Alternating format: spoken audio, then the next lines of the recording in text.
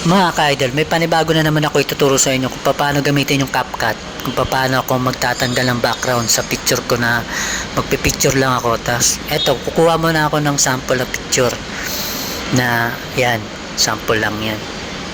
Pero sa una dapat ano yan, picture daw dapat yan, kaso lang napindot ko video. Ito papalitan ko, kaya yan, kukuha ko ng sample yan. Ano yan, sa pader yan, sa pader na tinapalan yan. Pipicture ako yan. Pagkatapos kumuha ko ng picture, may susunod naman ako.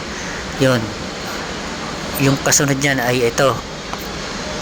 Nandito na ako. Yan, nandito na ako. Yan, nandito na ako. Tingnan nyo yung sa taas na tinuturo ko, may oras yan, may time.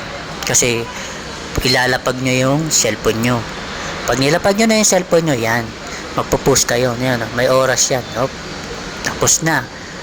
Natapos na yung 3 oras yun, ay 3 minuto. Meron naman kasunod na iba naman. O yan, yun natapos ko na. Yan, yun yung ituturo ko. Tapos kung paano yung pagsamahin yung picture yung sa pader at yung dalawang ako.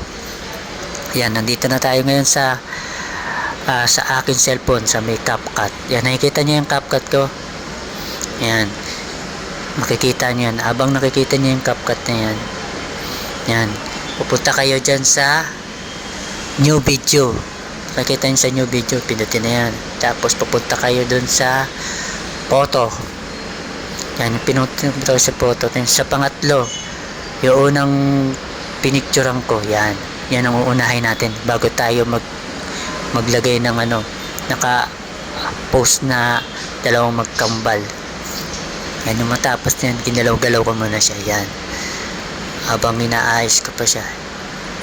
Yan mga guys. Tapos habang ginagalaw-galaw ko siya, makikita niyo yan guys. Yan, in-adjust ko lang siya ng konti, pero photo lang yan. Kung gusto niyo lang i-adjust, kung gusto niyo siya pabahin.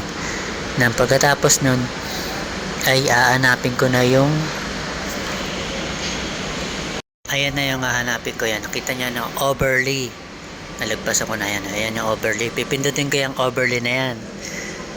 Yan, habang pipindutin ko yan, antayin-tayin lang saglit. Yan, napindot ko na. Nang napindot ko na yan, pipiliin ko naman yung first, yung unang picture. Yan, yung dalawa na yan na tinuturo ko. Yan, yan yung pagsasamahin ko. Yan, napindot ko na yan. Yan, diba, nakita nyo na yan sa baba. Ayan, no, naka-overlay kasi yun, kaya nandyan siya ngayon. Pipindutin ko yung picture na yan. Tapos hahanapin ko yung remove. Yan, remove out. Ito yung sa bandang kaliwa. Ayan. Tapos pipindutin ko yan. Napindot ko na yan. Yan, napindot ko na yan. Okay na. Tapos iano ko siya, papalitin ko siya. Yan, kailangan nahawakan nyo siya. Tapos papalitin yung dalawang kamay yan, dalawang daliri pala. Yan, tapos hahanapin ko yung kung saan ko siya ihaharap. Nahanap-hanap ko muna. Nandun pala sa may bandang kanan. Babalik ako dito. Ayun, nakita niya yan. Nakita ko na yan, sa gitna na yan, meron na yan. Yan, pipindutin ko yan para humarap dun. Yan, yung hinarap ko na yan dyan, nandyan na siya. Kung saan nyo gusto ilagay, yan yung magiging style niya o photo. Pagkatapos nun, yung sunod naman ulit sa overlay na naman ulit yung pangalawa. Yan, yung napindot ko na yung pangalawa, yan naman yung susunod. Ganun ulit gagawin ko sa remove RG.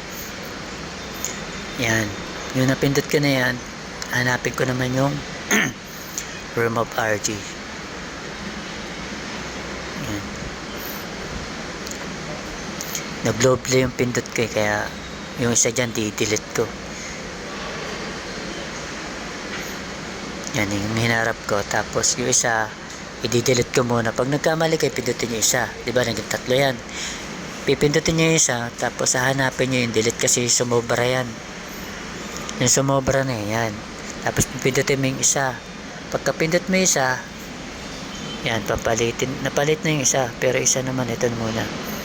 Isa, yan. Hanapin mo yung remove RG, yan. Tapos doon ulit sa may bandang kaliwa, sa dulo, remove. Yan, diba? Napakasimple lang gawin. Tapos papalitin, pipindutin nyo siya kung gusto nyo siyang hawakan. Yan, yung napindot na, yan, ganyan na style niyan.